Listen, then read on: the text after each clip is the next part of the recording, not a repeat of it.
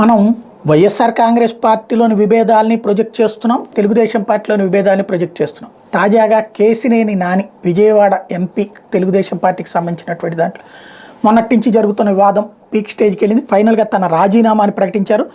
చంద్రబాబు నాయుడు గారు తెలుగుదేశం పార్టీకి నా అవసరం లేదని భావించిన తర్వాత కూడా నేను పార్టీలో కొనసాగడం కరెక్ట్ కాదని నా భావన, కాబట్టి త్వరలోనే ఢిల్లీ వెళ్ళి గౌరవ లోక్సభ స్పీకర్ గారిని కలిసి నా లోక్సభ సభ్యత్వానికి రాజీనామా చేసి దానిని ఆమోదింప చేయించుకుని ఆ మరుక్షణం తెలుగుదేశం పార్టీకి రాజీనామా చేస్తానని అందరికీ తెలియజేస్తున్నాను. ఇది ఆయన పెట్టినటువంటి స్టేట్మెంటు. దీంతో ఇప్పుడు ఆయన మీద విషం చెమ్మడం అన్నటువంటిది ఆంధ్రజ్యోతి ప్రారంభించింది.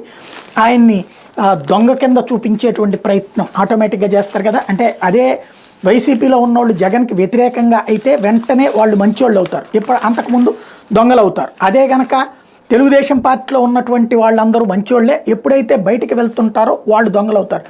నిందేసి వెళ్లే ఎత్తుగడ అంటూ ఒక వార్త రాసుకొచ్చారు. విజయవాడ ఎంపీ కేసినేని నాని తొలి నుంచి పార్టీ అధినేత చంద్రబాబుని లోకేష్ని లెక్క చేయని ధోరణితో వ్యవహరించారు.